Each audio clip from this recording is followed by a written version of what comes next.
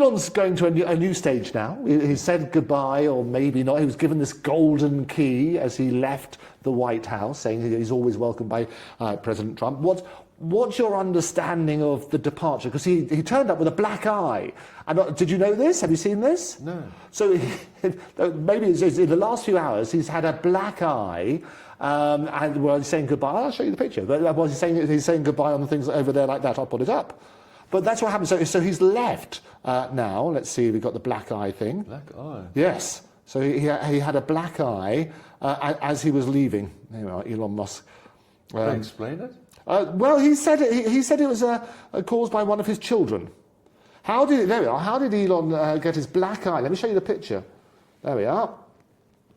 And that's the New York Times. Let's find a different version. You've got different versions of the same thing. Right, there we are. The Oval Office.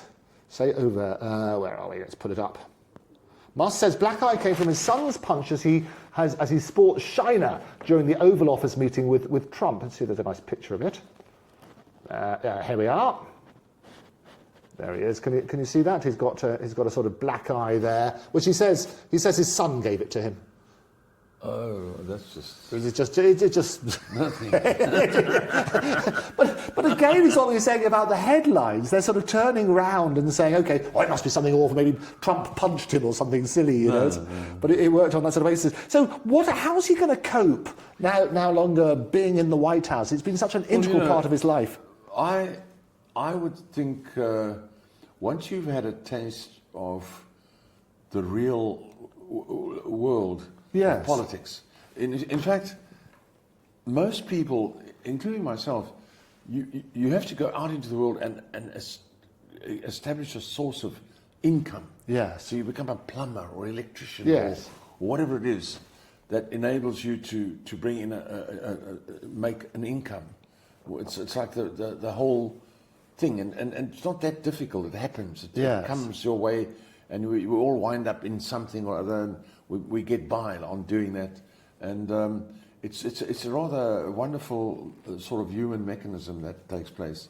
But once you have reached the point where you no longer constantly climbing, and you now get to level ground, and you're able to actually, I won't say retire, yes, but you have more time to yourself. You built up, let's say, a small business or whatever it is that is now keeping itself going and helping you, and you've got other people doing a lot of things for you now, which is what happens.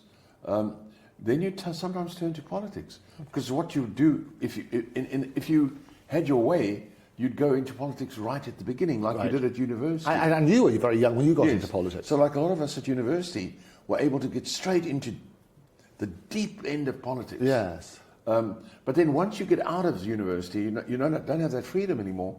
You now have to get on with being a good learning lawyer or a good barrister or something like that. Yes. You haven't got time to wonder about, you're trying to get enough sleep. Yes.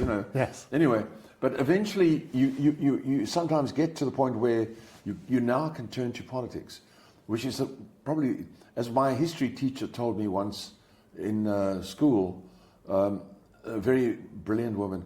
She said to me, I was very into history, and she said to me, politics is half our life. Yes.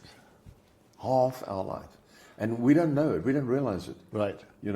We live in our little half, but we don't realize that the other half is governed by politics. Yes. And then you consider, sort of as it was in the old days, maybe in the times of ancient Greece or something, then you become patriarch, you become part of they actually appoint you, or somebody can even come to you and say, would you be a senator? Because you've made it, your business is on its way, and can we ask you to be a senator? Or will you stand for us? Or, that kind of thing. And so you enter into a new world, and inevitably, as I've said a few times on television and stuff, yes, politics is a very deep pool. Right. It's a swimming pool that has no bottom, and it has no sides. So no matter which way you swim, you're never going to reach the side. Right. It's a swimming pool, if you can imagine it, that has no sides. It just the sides keep moving away from you. Yes. And the bottom, if you try to go to the bottom moves away from you.